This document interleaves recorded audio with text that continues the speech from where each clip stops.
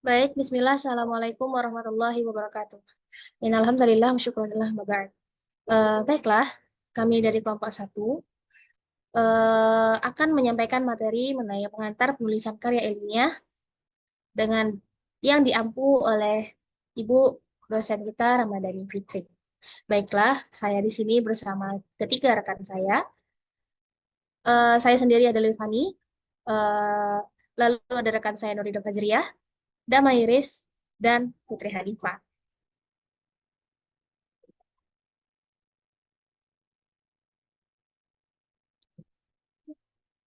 Di sini kami memiliki beberapa poin pembahasan. Yang pertama, pentingnya pengetahuan tentang penulisan karya ilmiah, lalu ada ilmu dan proses berpikir, ilmu dan kebenaran, lalu yang terakhir berpikir ilmiah dan metode ilmiah. Baiklah, metode pertama akan saya sampaikan sendiri mengenai pentingnya pengetahuan tentang penulisan karya ilmiah.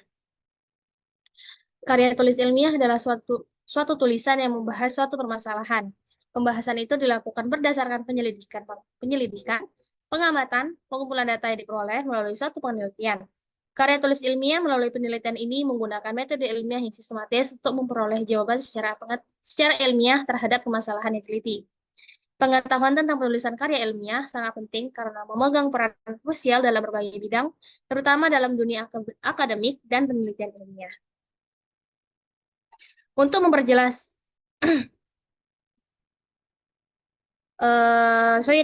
Suyitno pada tahun 2018 berkata, karya ilmiah adalah karya tulis yang disusun atau dikembangkan berdasarkan prosedur prosedur ilmiah. Pengertian ini memiliki arti yang meliputi tahapan. Yang pertama, pemilihan topik atau pokok bahasan, pengumpulan informasi dan bahan, evaluasi informasi dan bahan, pengolahan pokok-pokok pikiran, penulisan, dan penyuntingan. Sejalan dengan pengertian tersebut, Suyatno pada tahun 2014 mengatakan bahwa karya tulis ilmiah merujuk pada karya atau penulisan yang berlandaskan pada metodologi ilmiah atau keilmuan tertentu.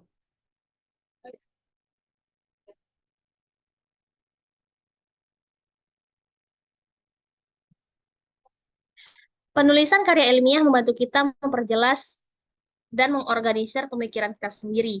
Ini membantu kita untuk memahami topik dengan lebih baik dan juga membantu kita mengomunikasikan pemahaman kita kepada orang lain dengan cara yang efektif. Dr. Robert Labari, Profesor Pendidikan Tinggi, Stanford University. Baiklah, materi selanjutnya akan dibawakan oleh rekan saya, Nurida Fajriyah. Kepada Nurida, dipersilakan. Baik, terima kasih kepada moderator. Materi selanjutnya itu tentang ilmu dan proses berpikir. Yang pertama yaitu ilmu atau sains adalah pengetahuan tentang fakta-fakta baik natural atau sosial yang berlaku umum dan sistematik. Ilmu lahir karena manusia diberkahi Tuhan suatu sifat ingin tahu. Nah, keingintahuan seseorang terhadap permasalahan di sekelilingnya dapat menjurus kepada keingintahuan ilmiah. Kemudian tentang proses berpikir. Menurut Handayani, tahun 2018, proses berpikir adalah serangkaian aktivitas kognitif di dalam pikiran seseorang, meliputi tahap-tahap mengingat, mempertimbangkan, membuat argumen, dan membuat keputusan. Sejalan dengan Handayani, Sugiono tahun 2015 menjelaskan bahwa proses berpikir merupakan proses yang dimulai dari penerimaan informasi, pengolahan, penyimpanan, dan pemanggilan informasi dari dalam ingatan serta pengubahan-pengubahan struktur yang meliputi konsep atau pengetahuan itu. Next.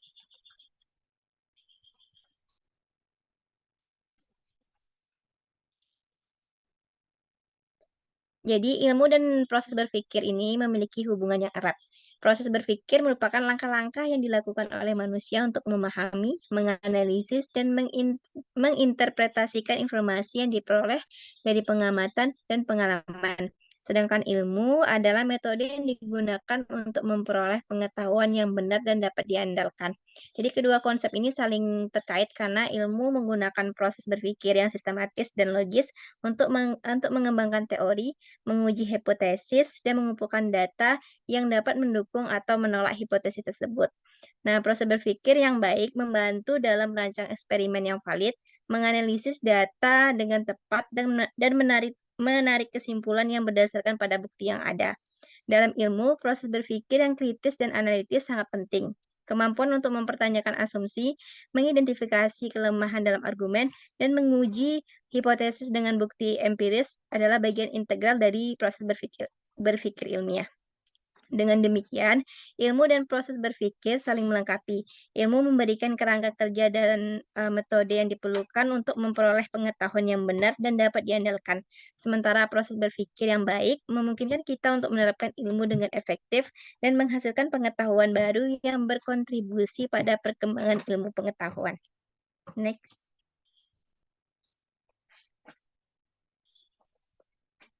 Proses berpikir menurut Surya Brata tahun 2011 ada 3 langkah, yaitu yang pertama pembentukan pengertian, yang kedua pembentukan pendapat, yang ketiga yaitu penarikan kesimpulan atau pembentukan keputusan. Next.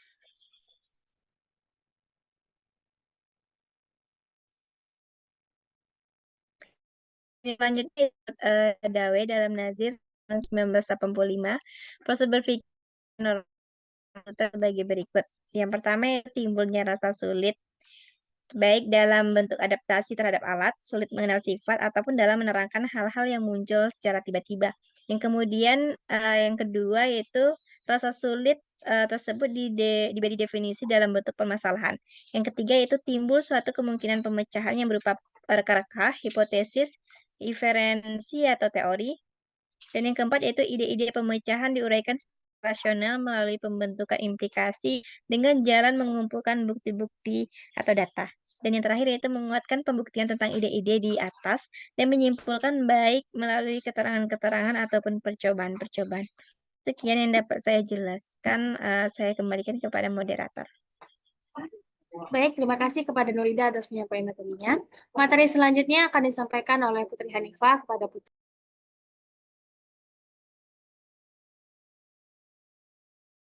Baik, saya akan menyampaikan materi berikutnya, yaitu mengenai ilmu dan kebenaran. Jadi, pengertian ilmu dari segi ontologi yaitu berasal dari kata ontos atau ada dan logos yang berarti ilmu. Jadi, ontologi adalah ilmu mengenai hakikat segala sesuatu atau realitas yang ada dan memiliki sifat universal, baik berupa jasmani maupun rohani. Aspek ontologi mengulas fakta dan kebenaran secara original atau apa adanya, sehingga membutuhkan pola berpikir dasar untuk menggali ilmu tersebut lebih dalam. Next.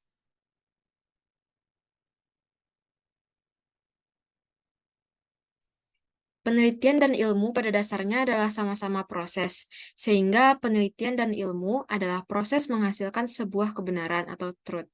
Kebenaran adalah kesesuaian antara pernyataan mengenai fakta dengan fakta aktual atau antara keputusan dengan situasi di sekitar yang diberikan interpretasi nantinya. Next.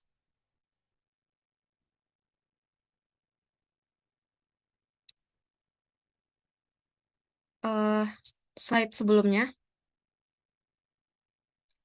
Kebenaran yang diperoleh melalui penelitian terhadap fenomena yang fana adalah suatu kebenaran yang telah ditemukan melalui proses ilmiah, karena penemuan tersebut dilakukan secara ilmiah. Namun, juga ada kebenaran terhadap fenomena yang fana, dapat diterima tidak melalui proses penelitian, misalnya secara kebetulan, secara common sense atau akal sehat, melalui wahyu, secara intuitif, secara trial and error, spekulasi, dan juga karena kewibawaan seseorang. Next.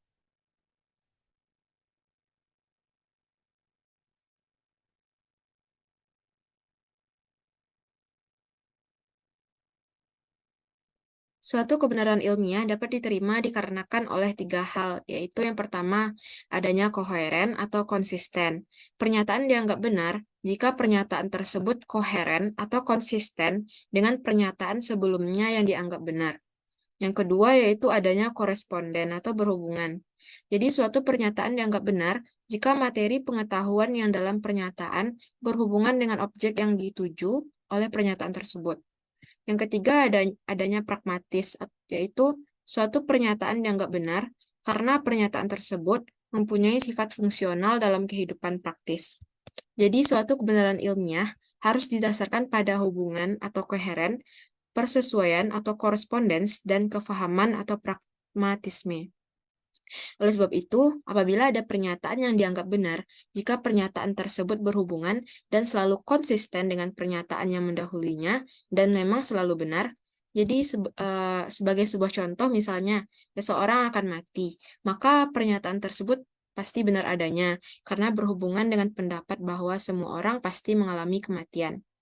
Persesuaian menjadi salah satu syarat bahwa suatu pendapat dapat dikatakan benar apabila materi pengetahuan yang terkandung dalam sebuah pernyataan tersebut berhubungan dan mempunyai persesuaian dengan objek yang dimaksud dengan pernyataan tersebut. Hal lain yang juga penting yaitu seperti sifat kepahaman dan pragmatisme, di mana pernyataan dikatakan benar karena pernyataan tersebut mempunyai sifat fungsional dalam kehidupan nyata. Sekian penyampaian materi dari saya kembalikan kepada moderator. Terima kasih kepada Bu telah menyampaikan materinya. Baiklah, materi terakhir akan disampaikan oleh Damairis. Kepada Damairis, bisa.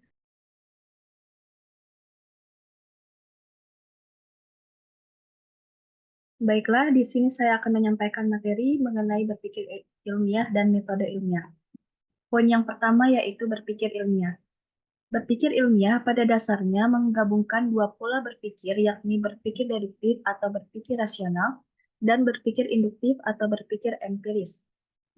Berpikir deduktif adalah menarik kesimpulan dari pernyataan umum menjadi pernyataan yang lebih khusus. Pernyataan umum tidak lain adalah teori-teori yang sudah mapan dari berbagai bidang keilmuan. Sedangkan berpikir induktif adalah kebalikan dari berpikir deduktif. Artinya menarik kesimpulan dari pernyataan khusus ke pernyataan umum. Next.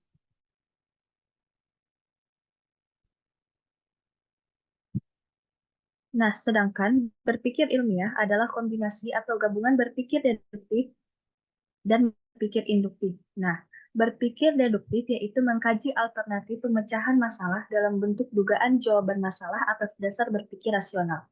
Sedangkan berpikir induktif yaitu melihat fakta di lapangan sebagai bahan untuk mengecek atau membuktikan kebenaran dugaan jawaban masalah. Adapun beberapa langkah berpikir ilmiah yaitu yang pertama merumuskan masalah. Yang kedua, mengkaji teori atau berpikir rasional untuk menentukan jawaban sementara atau dugaan jawaban terhadap pertanyaan yang ada pada langkah pertama.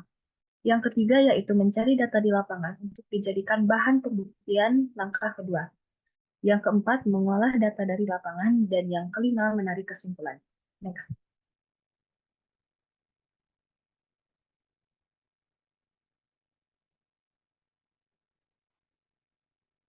Selanjutnya adalah metode ilmiah. Metode ilmiah merupakan prosedur atau langkah-langkah sistematik dalam mendapatkan pengetahuan atau ilmu itu.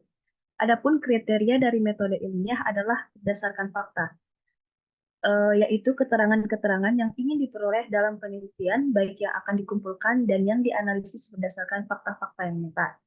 Selanjutnya yaitu bebas dari prasangka, yaitu metode ilmiah harus mempunyai sifat bebas prasangka dan jauh dari pertimbangan subjektif.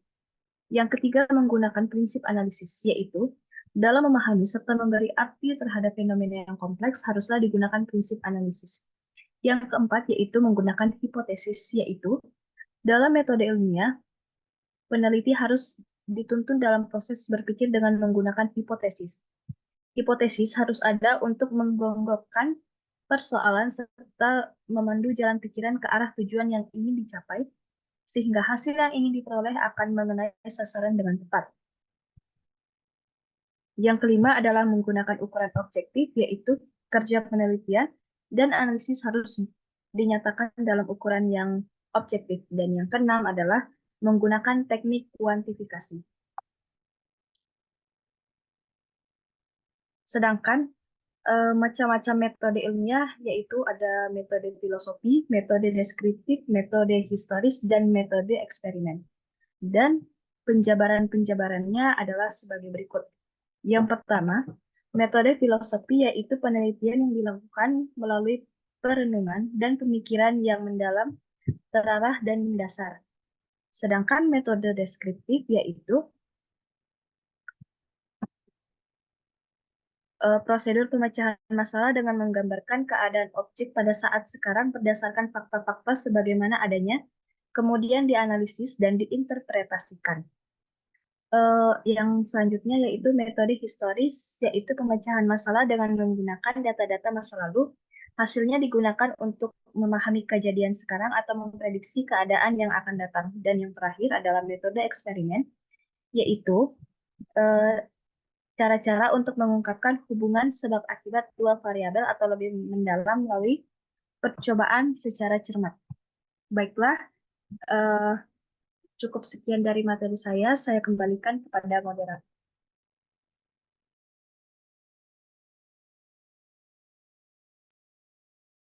Baiklah, dengan berakhirnya materi yang dibawakan oleh Damairis, maka berakhir pula presentasi kami pada pagi hari ini. Apabila ada kata yang salah, kami mohon maaf. Saya tutup. Assalamualaikum warahmatullahi wabarakatuh.